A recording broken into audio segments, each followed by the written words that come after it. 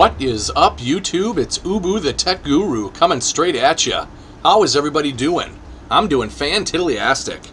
So I'm bringing you my Xbox One reveal highlights video. I know it's been a couple days, well, I don't know, 5 since the Xbox One reveal, but I thought I would bring you guys my video of, and what I thought would be presentable to you guys from the Xbox One reveal video that was, shown on May 21st, Tuesday.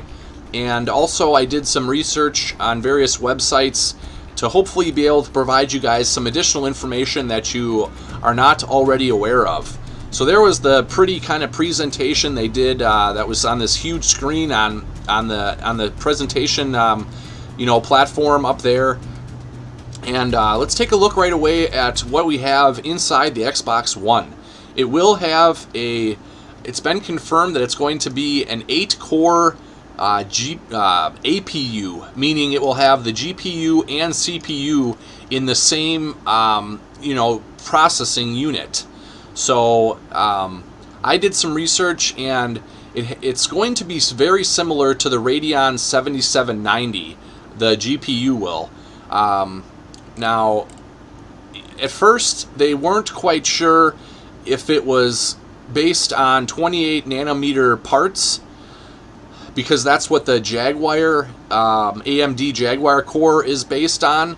But Microsoft originally had stated that the SoC is based on a 40 nanometer process, but then I guess it was later confirmed that it is in fact it's based on the 28 nanometer SoC. So I'm guessing it's going to be pretty darn similar processor to what's in the PS4. So, and additionally, something that is unique is it does have 32 megabits of ESRAM. Now, ESRAM is it's essentially a very fast cache of embedded memory attached to the GPU that helps to make up the bandwidth deficit inherent in using the slower DDR3 RAM. It's going to have the 8 gigabits of DDR3 RAM, if I didn't already say that. And for the hard drive, it's going to have a 500 gigabit internal hard drive. It's going to have a Blu-ray drive. Obviously, it'll be able to play DVDs as well. It's going to be it's going to have the 802.11n wireless with Wi-Fi Direct. It's going to have HDMI in and HDMI out, and it's going to have 3 USB 3.0 ports.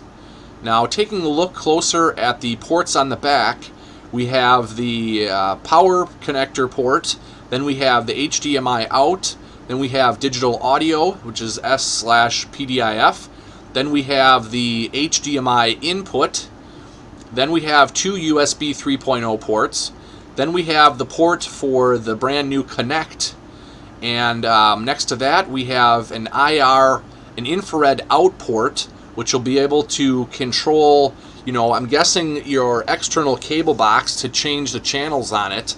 I think that's what the IR port would be used for. And then next to that we have the Ethernet port. And then on the front left side there is an additional, or the third USB 3.0 port. So, it does seem like it's kind of a bigger, quite a big device. It doesn't seem like it's any smaller than the Xbox 360 Slim. I don't know if it can be placed horizontally, vertically, like the Xbox 360 can, where you can place it horizontal or vertically. In the presentation, they had it placed horizontally, which might, be a factor for some people and where it's placed in their entertainment center. But I guess that'll be will remain to see what that's all about. Moving on, we look at the Kinect that comes with the Xbox One. It has a 1080p HD RGB camera, 30 frames per second color. It has time of flight technology, and it has microphone arrays. Now, supposedly, the Kinect is always listening and always ready, so you can actually turn your Xbox One on by just saying Xbox One, Xbox on, and it should turn it on. And this new Kinect is so so much better than the original Kinect. It can now, actually determine like wrist movements, shoulder movements, up and down shoulder or backward, forward. It can tell when you're actually facing the Kinect, like with your face. So say you had your face turned to your friend and you were talking, it wouldn't recognize those commands because your face is not actually facing the Kinect. It can now apparently be able to determine your heart rate, which is a pretty cool feature in my opinion. So, that's the Kinect, and, it's sad to see that they completely went to a whole new design for the Kinect now. I don't know if that's like a sound bar below the Kinect in the picture, or what that is, but it looks like an additional little bar below the main Kinect box. It looks definitely a lot bigger than the original Kinect, so we'll have to see, what that little lower device is. It might be a soundbar, I'm not exactly sure.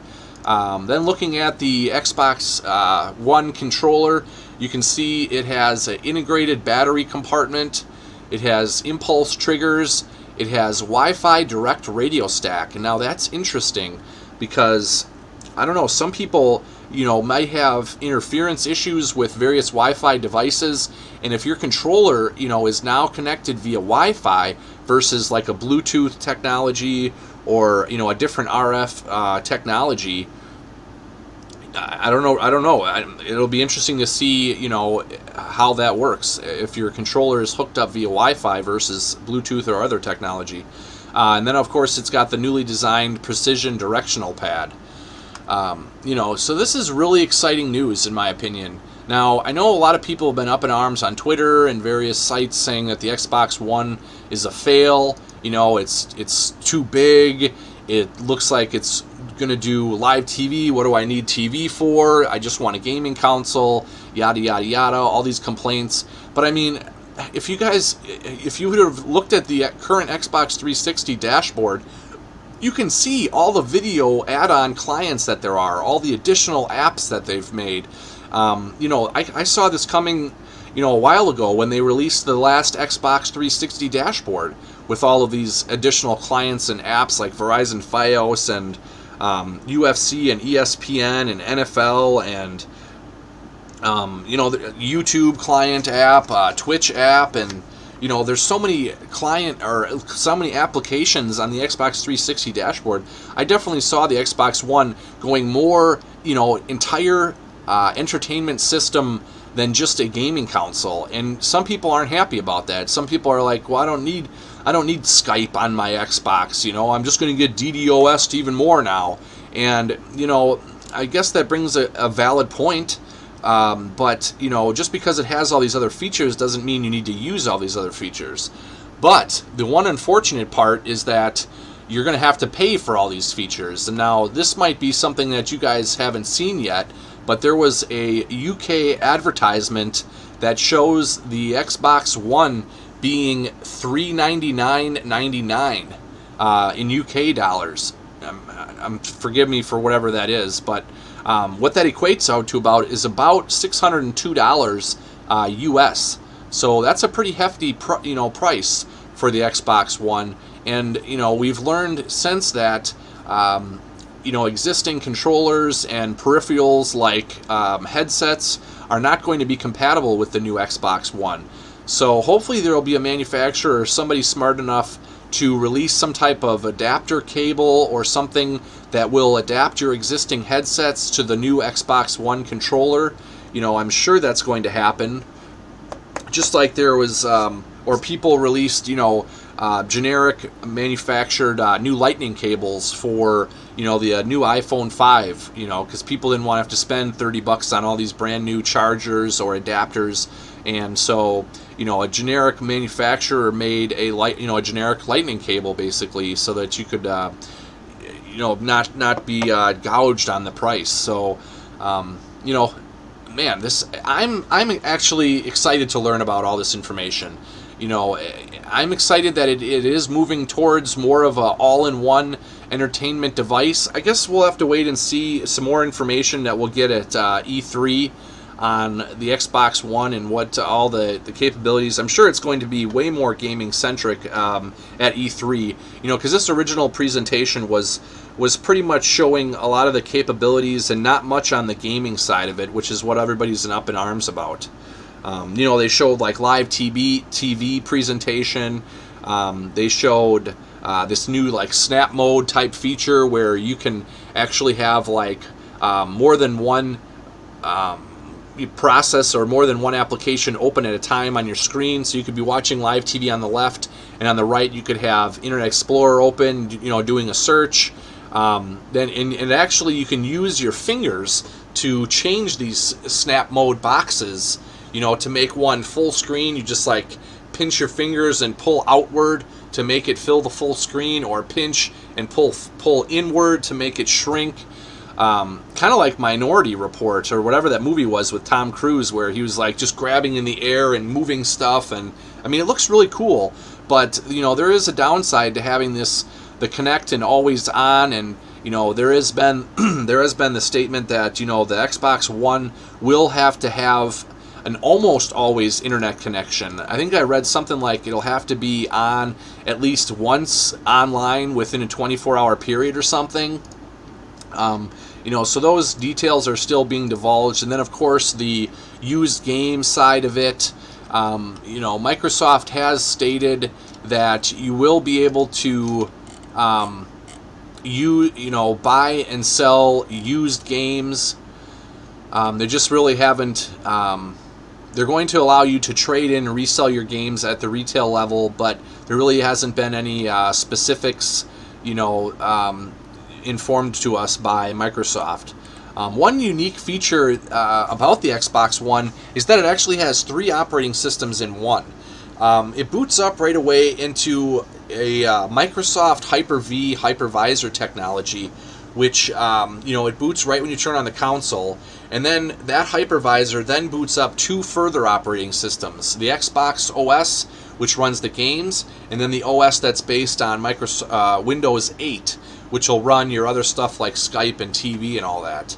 So I think that's a really cool feature, and hopefully maybe somebody will be able to, since it's more computer-like, somebody will possibly be able to hack this thing and open it up to homebrew stuff and make it like the original Xbox, where you could run all these additional applications on it, and do whatever you want with it.